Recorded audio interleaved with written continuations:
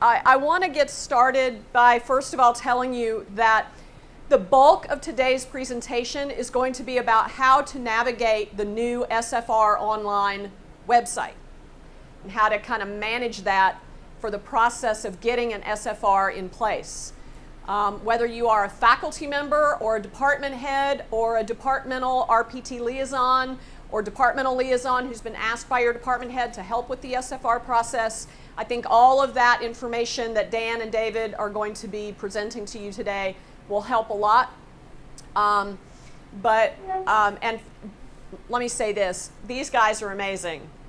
They have helped us so much in faculty affairs with RPT Online and now with SFR Online. Ultimately, what we're trying to do with those things is make it more straightforward and more consistent. Consistency can help with fairness, and it also can help with predictability and management. Having these things online can make it easier so you're not running back and forth with paper. Dan and David do amazing things every day for the faculty at NC State, so I'm very, very grateful to you both.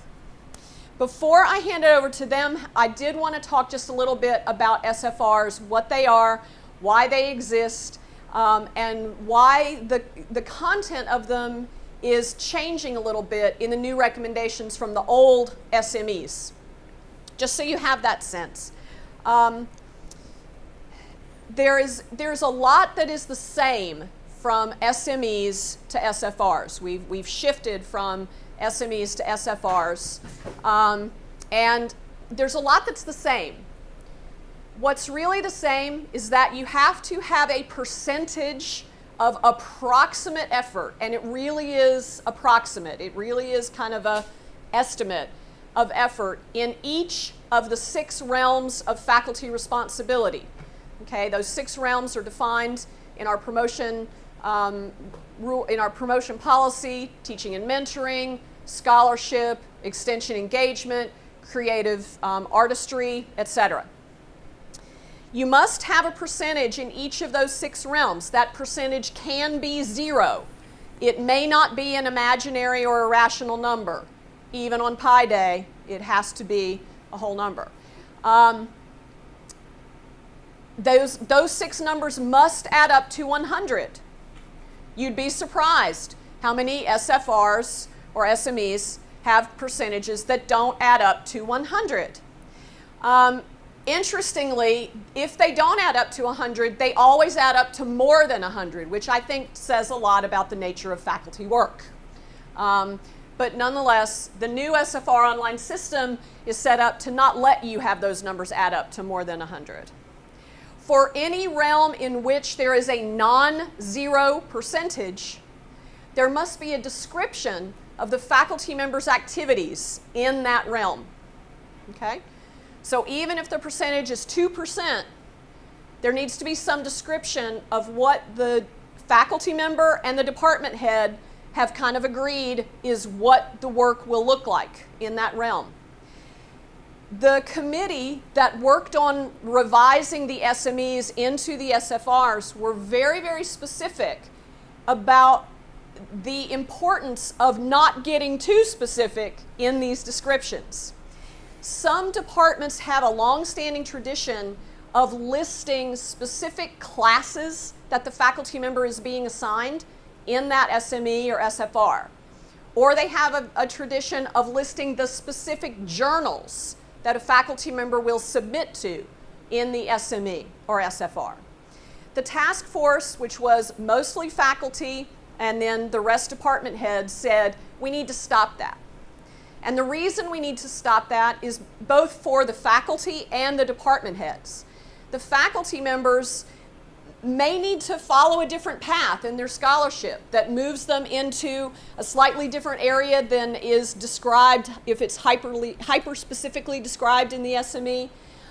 The top journals in the field may change, and you don't want to have to revise an SFR every time the top journals in your field change. The classes may need to be moved around if there's a vacancy in the department or something like that. So the recommendation from the SME task force was back off of that specificity to the extent that it kind of hamstrings department heads or faculty or requires basically a revision of the SFR anytime a minor thing changes, like what we've just described. This is causing some departments a little bit of consternation because we're asking them to do things a little bit differently. We have guidelines built into the SFR Online system, and Dan and David are going to show you that. But I did just want to go over with you all the reasoning, the rationale for those changes. I generally am okay with change, but I'm a lot better if I know why. I may still disagree with it, but I like to understand why. And that's kind of why. Ultimately, what we built SFR Online to do is facilitate the back and forth conversation that often happens between a faculty member and the department head as SFRs are being built or as SFRs are being revised. SFRs are revised not hugely often in a faculty member's career, but if there's a big change in terms of assignment, maybe you get a new administrative assignment, maybe you become a DGP or something like that. Maybe you shift your teaching effort versus your scholarly effort if you get a big grant. Those things are going to make the SFR change, and they usually will change sometimes around promotion or award of tenure. Sometimes that'll be a reason to change. And sometimes they change when there's a new department head and a new department head is thinking, it's been a while, let's look at this and see if we can, tweak this a little to reflect what it is you're really wanting to do. All of those things happen. All of those things are legitimate reasons to change an SFR. What we would like to do, from my perspective in the provost office, is make sure that those SFRs reflect what it is the faculty member is really doing and has a good record of those changes. And the reason for that is because when a faculty member goes up for promotion, let's say you're going up for promotion to full, and it's been 7 years since your promotion to associate. A lot can change in 7 years. But what's going to happen is you're going to put a dossier together for your promotion to full, and maybe your teaching load is going to go up and down over the course of those 7 years. The DVF and the CRPTC, your departmental voting faculty and your college RPT committee, are going to be looking for context about why you taught 5 courses one year and 2 courses the next year. And by having an SFR that has clearly tracked what your effort was, how your effort was changing year to year and why, right? Then it's easier for the DVF and the CRPTC to have that context and to understand it and evaluate your RPT dossier fairly, okay? Or if you're a tenured faculty member, this may be important for context for your post-tenure review. So this system was designed to help kind of fix some of the common issues that we saw that created a lack of consistency or a lack of fairness or a lack of clarity, particularly at important points for faculty review, such as promotion or post-tenure review. So you can't build an SFR in SFR Online without percentages. Sometimes we saw that, no percentages anywhere. You can't build an SFR in SFR Online with percentages that add up to less than or more than 100. We don't set a denominator, of course, and that's where the magic happens, we know. But then you also have to have a description of any area where there's a non-zero effort assigned. And when you make a change, either you or your department head makes a change, you must explain what that change was. And that all gets tracked. The system also facilitates a back and forth kind of editing conversation that Dan and David are going to show you. So when someone goes in and changes something in an SFR, everybody who's involved in the approval process of that SFR is going to get notified, right? So your SFR, if you're a faculty member, your SFR can't change without you being notified. If you're a department head, your faculty members' SFRs can't get changed without you being notified, okay? And that's important because there needs to be that back and forth. So do you have any questions for me about kind of SFRs, how they relate to promotion or post-tenure standards, anything else like that? your question was, how do you get evaluated? And I want to use an analogy. The analogy is that the SFR is really kind of like a shopping list, and the standards the standards that are cited, basically by sending you back to a set of rules, are the descriptors of the quality and impact that the work should have. And those standards are really set by the departmental and college faculty. So the analogy that I use is that the shopping list that my wife sends me to the store with is usually something like bread, milk, and green beans. Okay, I can do that. But if I come home with Wonder Bread and skim milk and a bag of frozen cut green beans, she's going to look at that and she's going to be like, oh God, Catherine, this is why I never send you to the store. Because what I wanted was artisan sourdough bread and the lactose-free whole milk and the fresh haricot vert. Okay? So her standards of quality and my standards of quality are very different. How is the SFR different from the SME? The SFR is different from the SME mostly in that the SME was sometimes trying to describe standards, which it was never intended to do. And the SME was sometimes so precise that a faculty member would end up doing things that were slightly different from the SME. Say the SME listed 4 specific courses by number, and then the faculty member had to be reassigned so that they were only teaching 3 of those. And then the DVF would say, well, see, they aren't doing what's in their SME, so even though they've met the standard, they didn't do what's in their SME, that's kind of a problem. Well, that kind of misplaced precision is not what an SME is intended to do.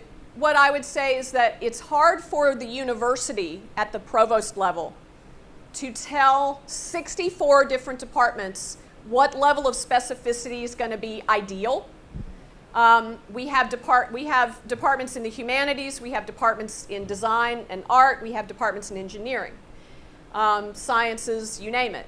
And what I try to do with the policy is set it at a level that I know everyone can comply, along with some guiding language so that there's kind of a lane or a box set up, and then basically say to the 64 departments, anywhere in this box is fine, right? If one department wants to be over here on the continuum with a little bit more specificity, that's fine. If somebody wants to be over here, teach some undergraduate classes, right? That's okay.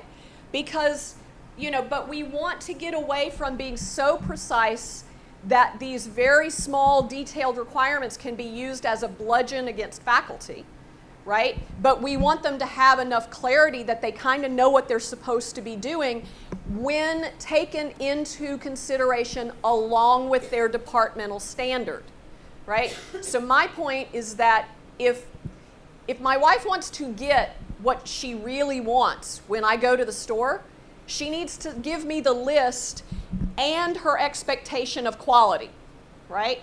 And what we're trying to do is say the expectation and the description about quality belongs in the rule, in the department rule, not in the list, which is the SFR. Because the department head is not the only one who gets to define quality. That belongs to the department faculty who can change that rule. So we don't want just the faculty member and the department head to define quality for that faculty member when the departmental faculty are actually in control of defining quality standards for their whole department for promotion and tenure. Is that more helpful? Yeah. So it's a tough kind of balancing act, and I get that. I'm going to hand this over now to Dan and David to help walk you through how to build an SFR in SFR Online. But I'm going to stick around. I'll be available for questions. And I will also just say, as you're going through this, or you and your department head are going through this, part of my job is to help you kind of navigate this. I think for most people it's not going to be a big change, but it's not a problem if you need to reach out and ask a question or want me to kind of sort through some things with you. That's totally fine. Okay? All right. Hang on to that. In case you want to go sit down with that. Oh, you're... I'm Mike. He's Mike. Then I'm going to go sit down. Okay. Hi, everyone. I am Dan Green. I'm the Director of IT for Electrical and Computer Engineering and the head of the WolfTech IT group on campus. With me here is David Sterling. He is the programmer for the RPT system, including the SFR and the PTR system that will be forthcoming as well. As we're talking, if you have any questions, please raise your hand and we'll make sure that we answer them as we go along. But with that, we're going to have David start walking through the system. Okay, so I'm going to walk you through a couple of different scenarios here. I'm going to start off as a department head / liaison role, kind of show you how to set that up. Then I'm going to show you an example of a faculty member with an SME, and then I'll show you an example of a faculty member who's new who doesn't have an SME. With that said, I'm going to start here with the department head role. This is typically what you see when you log in. You're going to navigate to the SFR tab over here. At the top, you'll notice there are various resources here, as well as kind of a get started with SFR guide here, and a more detailed guide in a PDF here if you want to look at that as well. First thing I want to go over is kind of how to add and remove faculty members, because this is kind of important. If they're not already in the system, you want to make sure that they are. So you can go to the faculty tab right here. This is a list of all the faculty members. Add a new faculty member here. You can search them by name, Unity ID, employee ID. Once you've added them into the system, they will remain in the system cycle through cycle through cycle.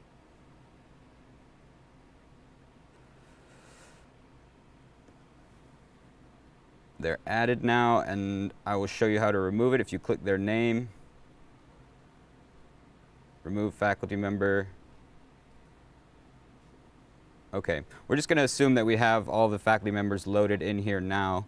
The next thing you want to do is make sure that you have your RPT and post-tenure standards in your settings. So if you click on settings here or at the top, that'll take you to this page.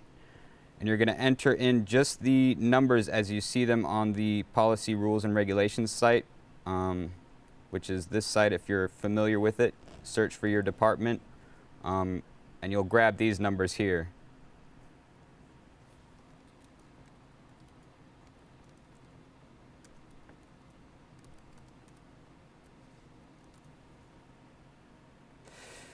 Save that, and then you're all done.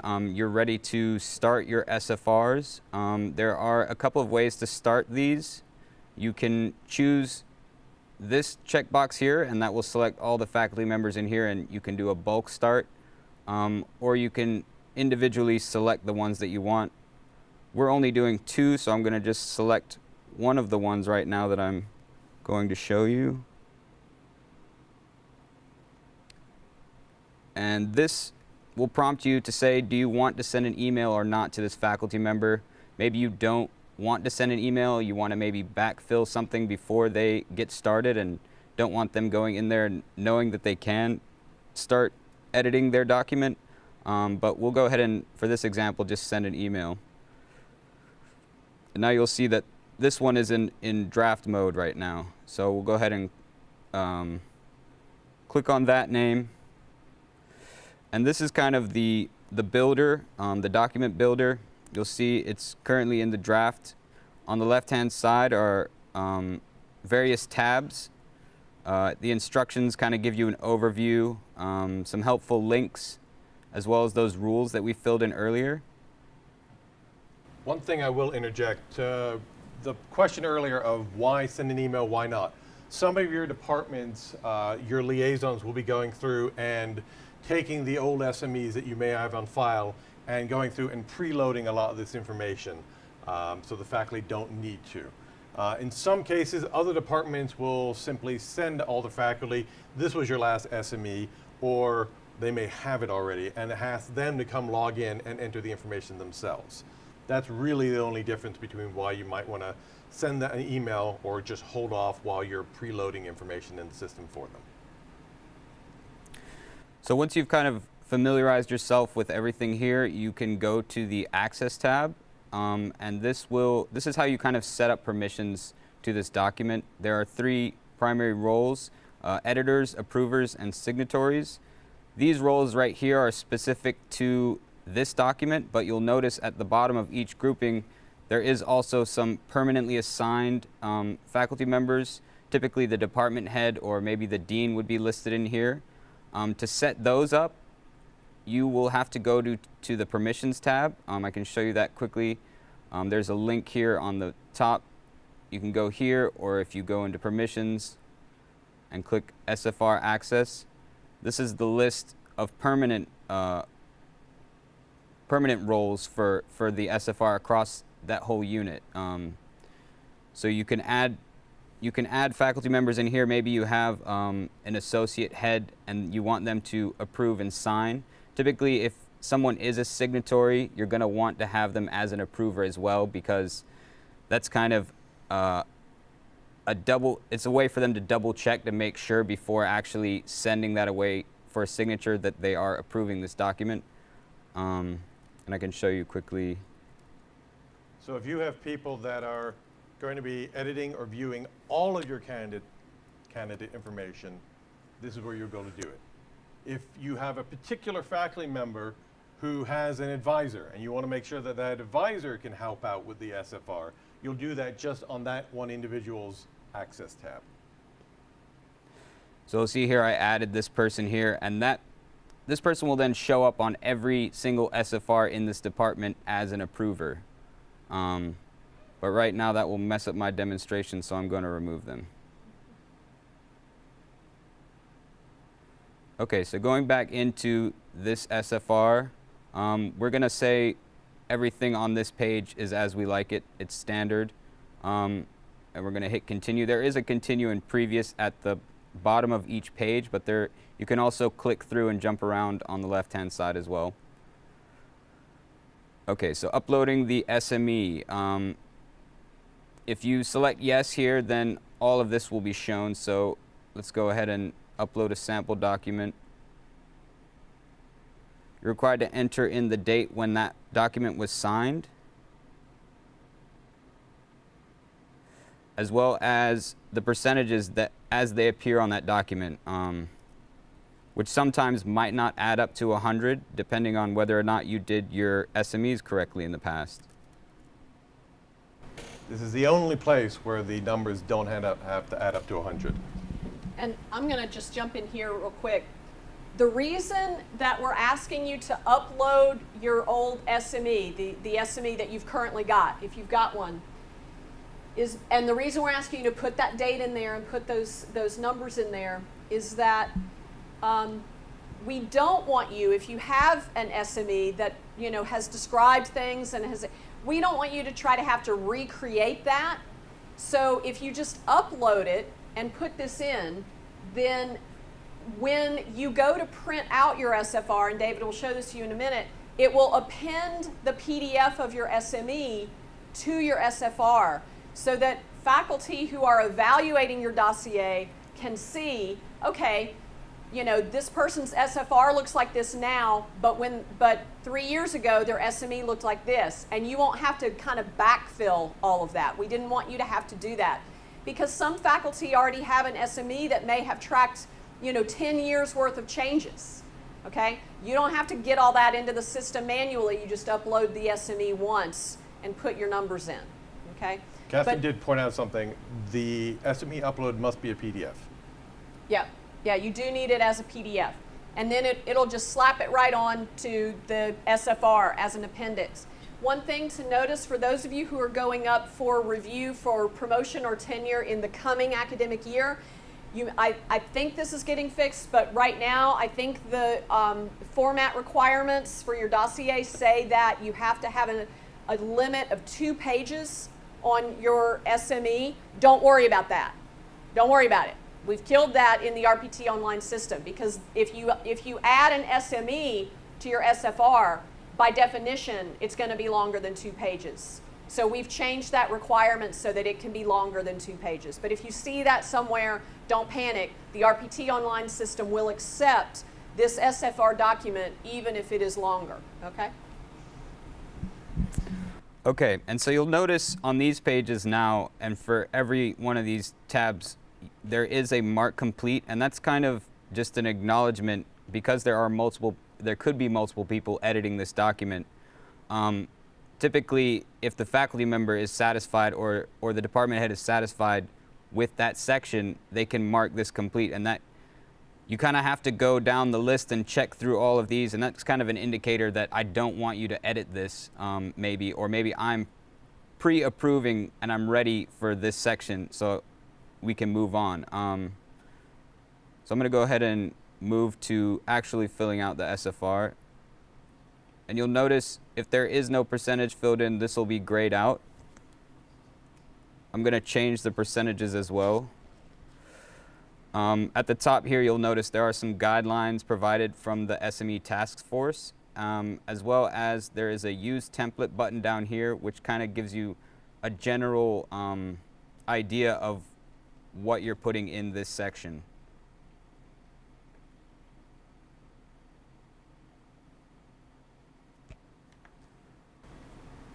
So just to note, the SME, the only time you're dealing with it is that one SME tab. Everything below that is now the SFR.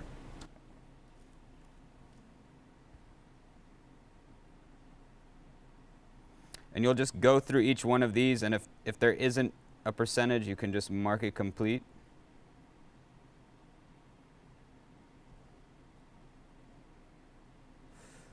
And actually, I'll go ahead and change this to 9 so I can show you some of the error checking that it does. If it doesn't add up to 100, when you go to submit for approval, it's going to tell you that.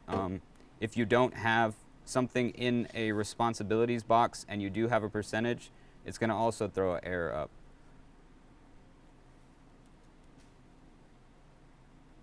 So now we go to, you can preview the document at any time while you're doing this, and this kind of shows you everything that we did previously, including filling in those rules, the signature lines, and then these are the percentages that we filled in from the SME as well as the date here. And there's the SME that we attached. Not very thorough. Okay, so let's go ahead and submit for approval. You'll notice at the top, because we had different percentages, it's going to ask you for an additional explanation of changes. So the SME previously had a percentage in extension, so we're just going to say no more extension. That's probably not thorough enough, but you get the idea. Down here at the bottom, this kind of explains to you what happens in the approval stage, as well as lists all the approvers coming up. And this is, again, controlled via the Access tab. So if you need to add additional approvers, you'll want to do that before submitting it for approval. You can also choose to mute the email notification. A lot of times, if you're going through and doing dozens of these, you're going to flood your department head's inbox with emails saying, this needs approval. And maybe that's not how you want to do it right now. We're working on creating an email kind of digest weekly report for department heads and deans who are in these roles so that they can kind of see what's left to do for their units.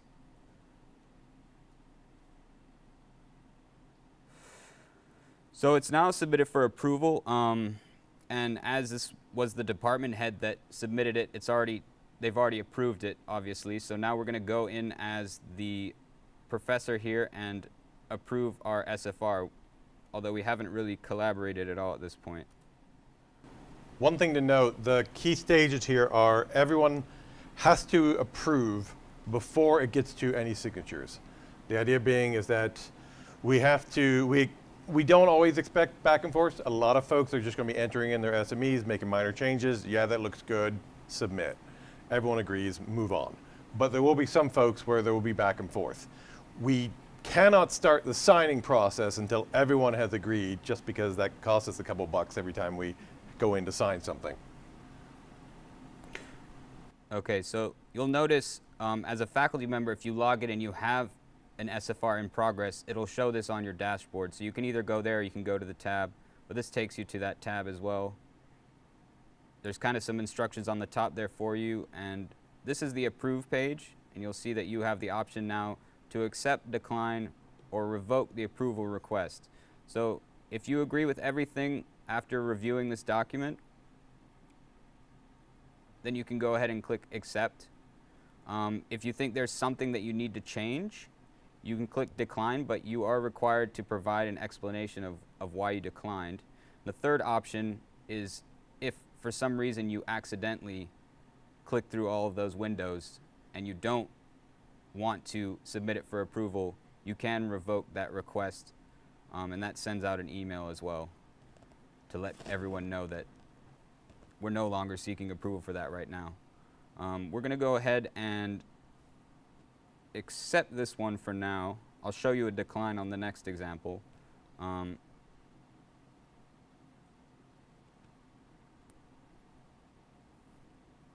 So as soon as you accept, it's going to take you directly to sign afterwards, and these pages look similar. I'm working on kind of distinguishing those and adding different instructions so it's kind of more clear what page you're on right now. But the sign page will say sign and have the sign button here. DocuSign will try to access your location here. And then you'll just click sign SFR, kind of similar to how it's done in RPT with the cover forms. Adopt a signature, or you can draw your own if you're creative. And finish. So far the SFR is done for the faculty member. Now all that's left is for the department head to go in and sign. You'll notice. I will note for the faculty member in this example, the moment they hit approve, the option to sign showed up. That was because they were the last approver. Otherwise, you'd still be waiting for any additional approvers to go in and sign to approve as well before that box would appear for you. And so an email is sent out automatically to all the signatories right after it's approved to let them know that they can go in and sign. There's no particular order. Anybody can go in and sign at any time.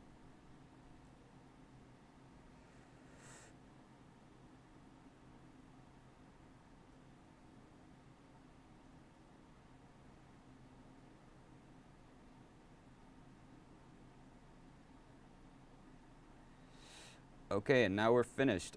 This document should show. It'll take a few minutes usually for the signature service to push that to us. But once it's signed and that document is received from the signature service, it'll change this to finalized. I think that runs. There it goes. So when you click it now, you'll just see the finalized document with the signatures. We do retain all of the draft notes and everything that go into that, but currently we don't display that anywhere. So we're also still working on how to fit that in. Okay, so now I'm going to switch over and show you the example of a faculty member without an SME.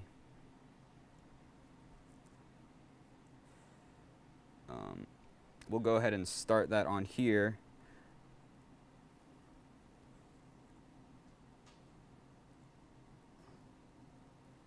So you can also click on their name and go in here if you don't want to do it via the checkboxes in this. We'll just start it without an email. And so we're back to where we were previously. We'll just say everything on the Access tab is correct. Now we'll go to the SME, where this person doesn't have one. You'll just hit no, and you don't have to complete anything more with that. That should hopefully be only for new faculty members.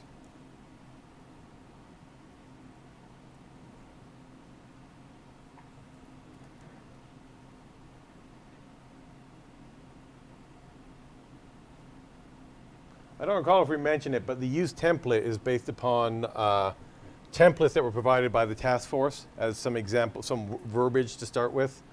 One of the things we are looking at is we've had requests from department heads to say, well, I have the same template that I use for all my assistant professors, or I have the same templates that I'll use for my associates. We're going to be adding in a templating system that will allow the department heads to create those templates and then just simply select, use my assistant professor template, and be able to speed up some of the process for them. So we're going to jump to approval and then kind of go back after we decline and kind of show how some of the collaborative features work in this.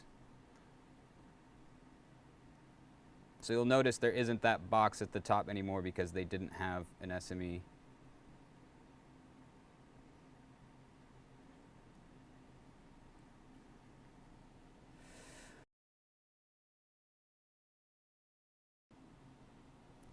Okay.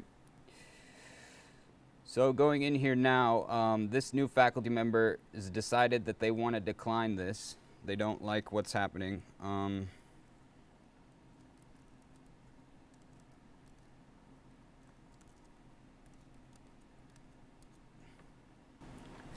And something I should note is that we've been going through and we've been filling it out and we've been immediately then submitting for approval. A lot of departments won't do that immediately. The system is designed so multiple people can go in and be editing this at the same time. So you may have just a back and forth where you're discussing long before you get to the point where either person says, I think we're done. So just note that you can keep going in there, you can add notes in, you can make changes continually before we ever even get to the approval part. So this faculty member wants to add something to the service realm.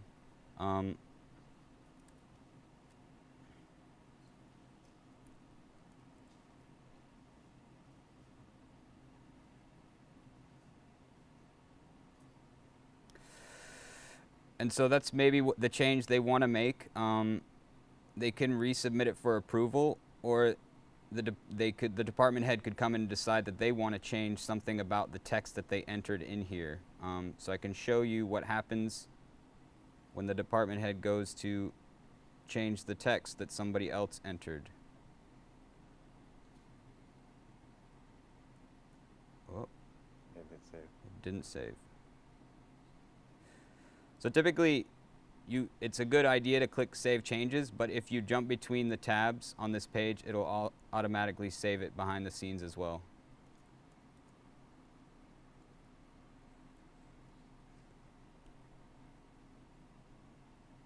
Let's just say they want to remove this line. And I'll show you. I click away, and now what it's trying to do is save, but it sees that a change was made. And so it's showing you what the text was before and what the new text is. You have the option of leaving a note here to explain why you're making this change.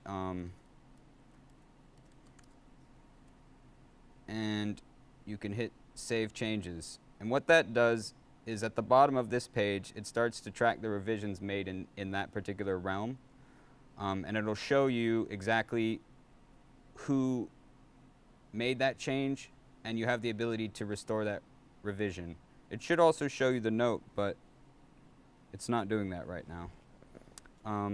You can also optionally leave notes here.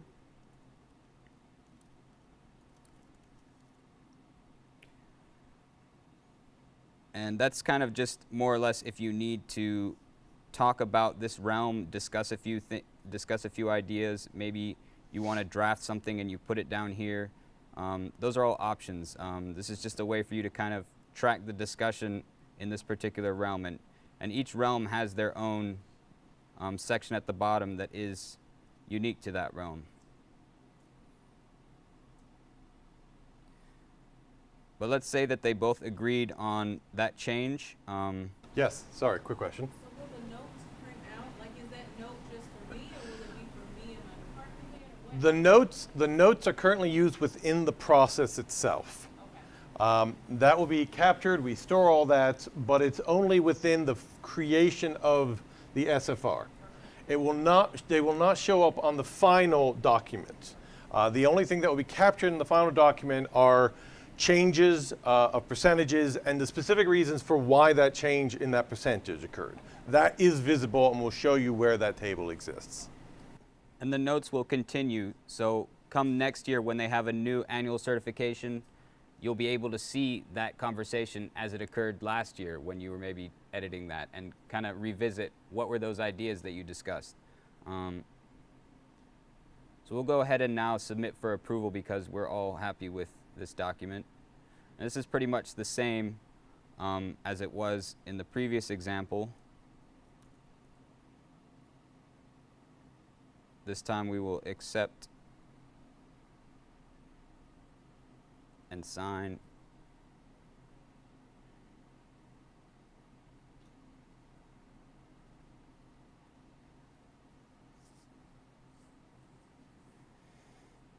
And then the department head goes in and signs.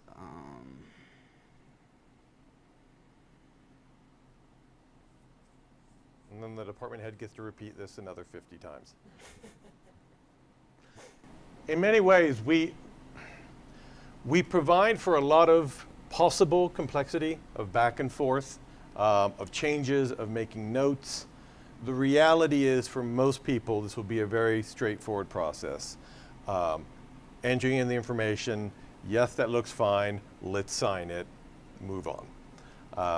And then in a year, we'll have a recertification process that we're working on, where you'll look at it and you'll go, yeah, that's still right. Sign off on, yes, that looks good. If you want to make a change, that will then start, that will reopen the full SFR again, and you'll once again go through, make changes, add notes, make revisions, re-sign. The plan at this point is to only do signatures when their changes are actually needed. But there will be a more of an annual recertification process, just so you are actively looking at this document every year. And if you scroll down, you will see at the bottom of the cover sheet, or not, where's the table? Oh, because there was no SFR. Sure, bring me up one that had the SME.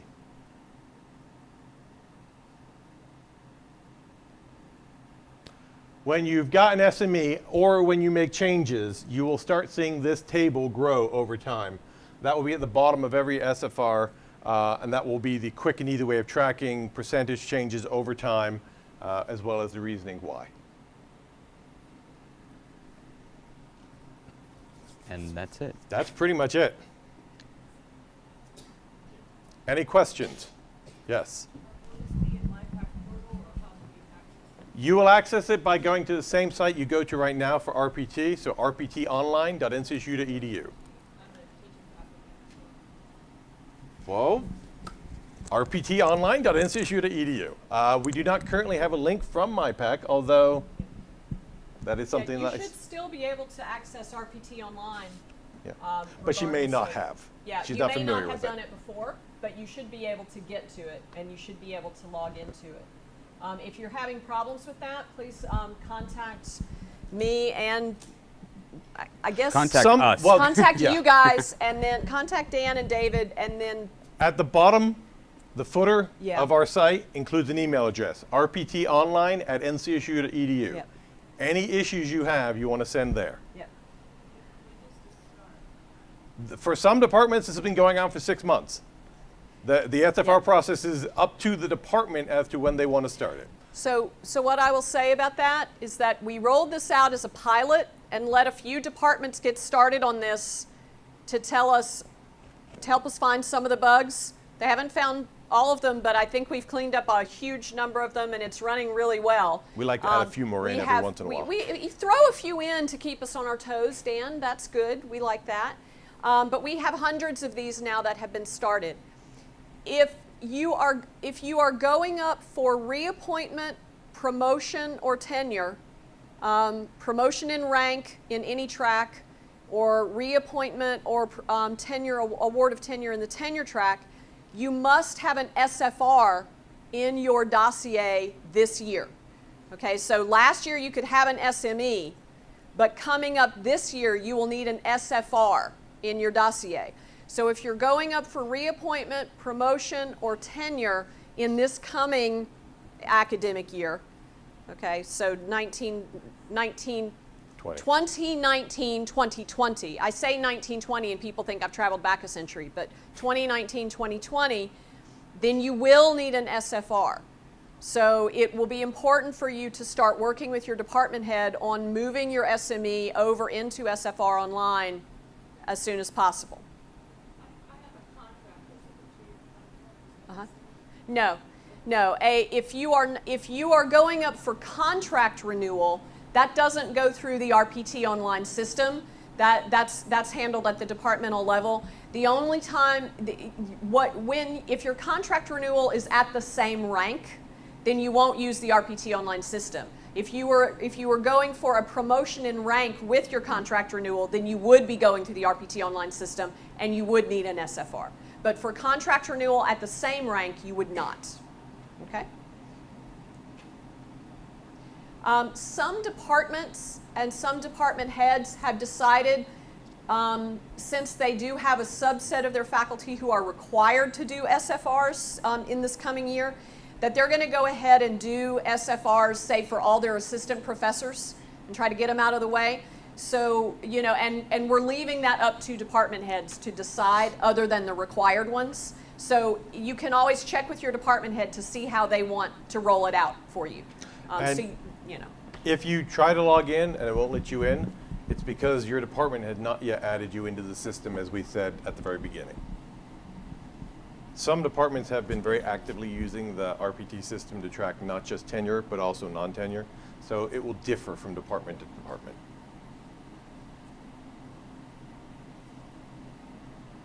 Other questions? Yes. Suppose, for example, we have a department head who prefers to have conversations in person. Mm-hmm. And supposing that you've talked to a lot of people and nobody apparently has an SFR or has recently revised their SME and can't give you much guidance of what that should look like, and you're pretty much writing your own because it's the only way anything's going to happen. Is there text somewhere beyond the template? Because the template doesn't really offer much in the way of what specifics should be there. I don't know how to describe a teaching obligation. Right. There is. When you're on the home page for SFR Online, does it point you to the SFR information page on the Provost website? If not, I can use your browser to navigate to the Provost website and show the SFR information page. Okay, so if you go, yes. So if you'll back up one, if you go to provost.ncsu.edu, it's going to take you here. And under the Faculty Resources tab, you'll see a link to Statements of Faculty Responsibilities. If you click on that, then it's going to take you to the SFR page. It's going to include every resource that we've got available to you, including, if you scroll down for me, David, there are example realms that are annotated and the SFR template. I would say that probably one of the two things you might want to read are the example realms annotated, which were annotated by faculty on the SME task force. And also, I think scrolling down, you can actually see the entire, I think in the fact sheet or in the SME to SFR article, there's a link to the entire task force report. And there's examples in that. Okay. They are by necessity very, very, they're examples, but those examples may or may not be close enough to your department to be a huge help, but it'll at least give you an example. Okay. But you know, we had faculty from all 10 colleges on the task force, and so they tried to provide examples that might be useful for a variety of colleges. It'll give you a start, and that start might be helpful by looking at those annotated examples. Okay. Yeah. And my impression is there isn't, the SFR is not a place to put a rationale for a given breakdown of percentages. Is that something that you really want to have in the notes from one year to the next, even if most of the negotiation is happening through an in-person conversation? You can put that in the notes if you would like. It's really important to put it when you make a change. What's the rationale for the change in percentages?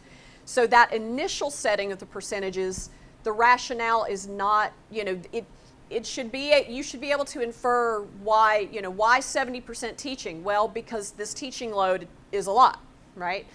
But if that were to change to 40, right, then the explanation of changes would really need to capture the rationale. Why did this person's effort in teaching go from 70 to 40, right? So I don't think the rationale is as important for the first time you do it. At the It's- same time, if you are having a lot of in-person conversations, you can certainly use the notes to put in there per our discussion on blah. Yes. This is why I've got this in there. Just so for your state of mind, you've got it recorded. It's written down somewhere because a lot Yeah. of people are like, well, I know we talked about it, but did he remember that we talked about Right. it? And It doesn't hurt. It doesn't go in Right. the official thing, but at least it's being captured so that 5 years from now, you can go back and go, oh, that's right. That's why. Right. And that's totally fine to use the notes that way. It's, why we have them there for people who want to use them that way, right? Not if you don't. I will say in your case, if your department has not yet been actively doing this, you will still need to work with your department or your liaison to make sure that you are in the system. I have a feeling that there's nobody in the system. To make sure you're in there so that you can go and self-initiate and start Right. one of these. And Well, on can they on initiate? the I bet they can. on the SFR site, there's a template that you can use that's a paper template until you get in the site. Yeah. And that's Right. what I've been using Yeah. for Yeah. now, but it still feels like I'm not describing. I the understand. And that's one point I do want to state is that we've been talking about the liaison starting this, we've been talking about the department head starting the process. The faculty member themselves can initiate as well. So you do have the opportunity to go in there and start filling this out Yeah. Once as you're- long as you're in the system. As long as you're in the system and they've put their rules in there. True. So that is one caveat. Right. The two things that have to happen before a faculty member can initiate in the SFR system are you've got to be put in the system either by your head or a department liaison, and the rules that govern your standards of quality have to be in the system so that those are anchored in any SFR that gets generated. So yeah, that's right. Any other questions? All right, thank you for coming.